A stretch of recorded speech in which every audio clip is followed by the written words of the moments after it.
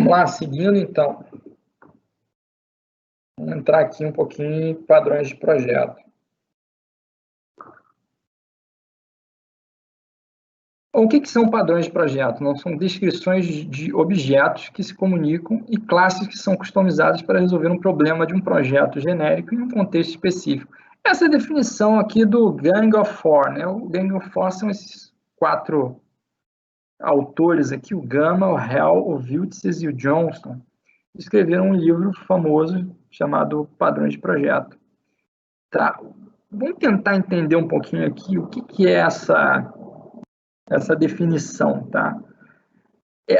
Aqui, na minha opinião, o mais importante de você entender sobre um padrão de projeto é que você vai ter um problema de projeto genérico em um contexto específico. Cara, assim, os problemas se repetem, tá?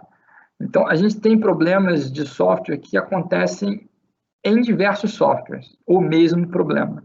Então, você tem um problema que é genérico, mas quando você vai aplicar para o teu contexto específico, tá, ou para o teu software específico, você provavelmente vai precisar ajustar ele. Tá? Então, assim, padrões de projeto, eles trazem uma solução padronizada para um problema que se repete em diversos softwares, que provavelmente você terá algum deles durante o desenvolvimento de software aí na sua vida profissional. Então, por isso que a gente estuda esses padrões, tá? E esse catálogo, que é o catálogo do Gang of Four, ele é o catálogo mais conhecido. Esse catálogo vem desse livro aqui, tá? Lançado desde 94. E assim, um problema, são problemas de design orientado a objeto, tá? Não faz sentido a gente falar desses padrões de projeto em programação que seja assim, por exemplo, funcional.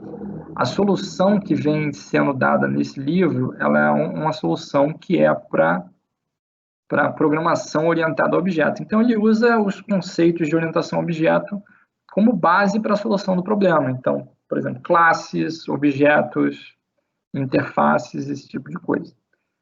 Tá? O livro ele tem uns exemplos em C++. Tá? Então, assim, isso aqui foi projetado numa época onde C++ era a linguagem predominante. Tá? Depois começou 94, ali por 95 o Java começou a despontar.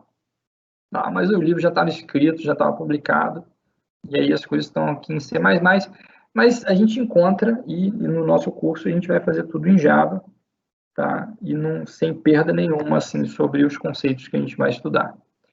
Tá? Não é um catálogo que você diga assim, eu vou encontrar todos os padrões de projeto nesse catálogo. Não.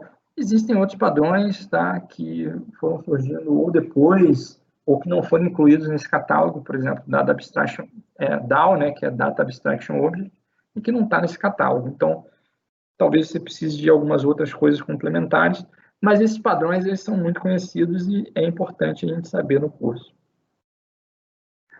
Aqui tem alguns motivos sobre por que estudar padrões de projeto.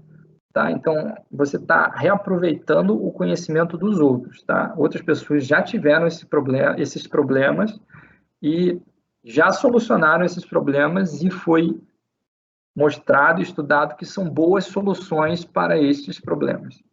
Tá? Então, são soluções bem testadas e bem documentadas. Então, a pergunta, por que reinventar a roda? Né? Se você tiver o mesmo problema, você pode aplicar um padrão de projeto e solucioná-lo utilizando um padrão que já é comprovado que funciona. Ajuda o novato a agir como um mais experiente.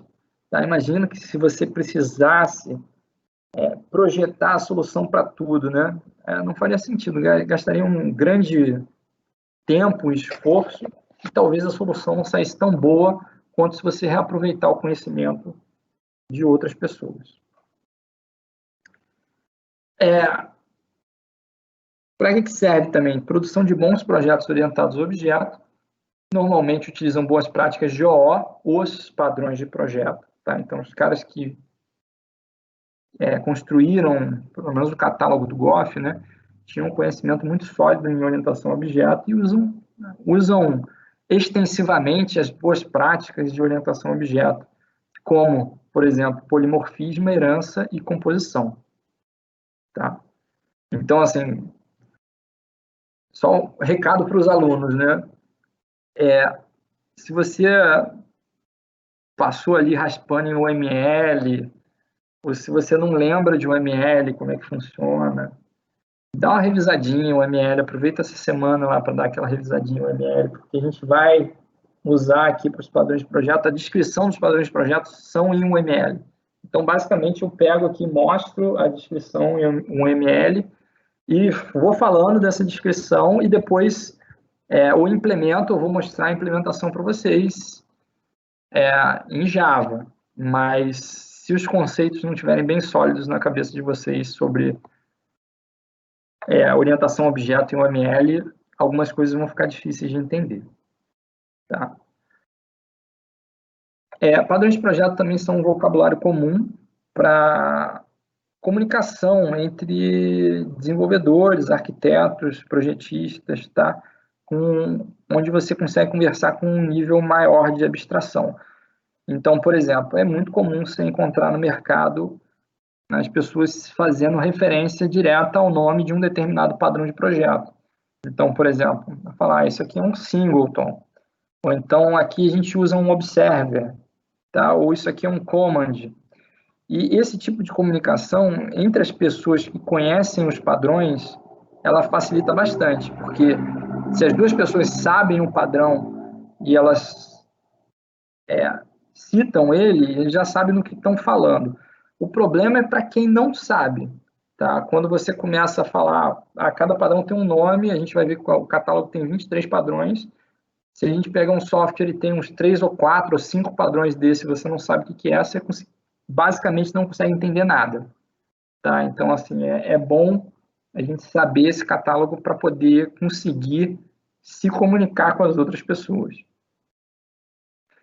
E, além disso, ajuda na documentação do software, porque você consegue colocar ali informação que é bem compreendida, né? Então, é comum a gente usar, até no código-fonte, sufixo para nomear classe, e que fazem referência ao nome dos padrões de projeto. E assim, quando você lê aquele nome de classe, você já sabe do que se trata, tá? Ou mesmo na documentação de código-fonte, por exemplo, no Javadoc, você mencionar o nome dos padrões facilita bastante para a pessoa poder compreender que padrões são aqueles ali. Aí, falando um pouquinho do catálogo, tá? O catálogo do Goff, ele tem 3 tipos de padrões, tá? Existem padrões de criação, padrões estruturais e padrões comportamentais. A gente vai ver um pouquinho de cada um deles, né? Padrões de criação, eles vão abstrair o processo de instanciação de um objeto, tá? Então, ele vai padronizar, de alguma forma, a criação de um objeto. Mas, para que padronizar, né, a criação de um objeto? A gente vai ver que existem situações onde a criação de um objeto não é digamos, uma tarefa simples, tá? E aí, a partir daí, a gente começa a ter padrões para criar eles. A gente tem padrões estruturais também que ajudam a lidar com a composição entre classes ou objetos para formar grandes estruturas no sistema. Aqui tem alguns exemplos, tá? A gente vai estudar eles também. Existem os padrões comportamentais, que caracterizam a forma com que classes e objetos interagem, distribuindo as responsabilidades entre eles, ou seja, vai definir quem tem cada responsabilidade e como é que funcionam essas responsabilidades entre as classes. Aqui tem a lista dos 23 padrões de projeto do Goff, separados por seus tipos, tá? Vermelhinho de criação, verde estruturais e azul comportamentais. Se você for pegar lá o catálogo do Goff, no catálogo do Goff existem diversos campos para cada padrão. Então, isso aqui são os campos que você encontra lá no catálogo do GOF. Então, tem o nome, classificação, qual é a intenção daquele padrão. Também é conhecido como, ou seja, nomes alternativos para aquele padrão, qual é a motivação, aplicabilidade, estrutura, participantes, colaborações, consequências, implementação em C++, tá? Código em C++ também, usos conhecidos e padrões relacionados.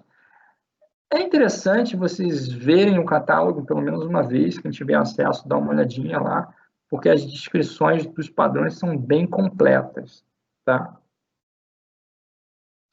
Então, por enquanto, né, o que a gente viu, né, uma introdução aqui, os padrões de projeto, e aí eu vou seguir na sequência para os 3 primeiros padrões que a gente estuda aqui no curso, que é o Command, Facade e Singleton.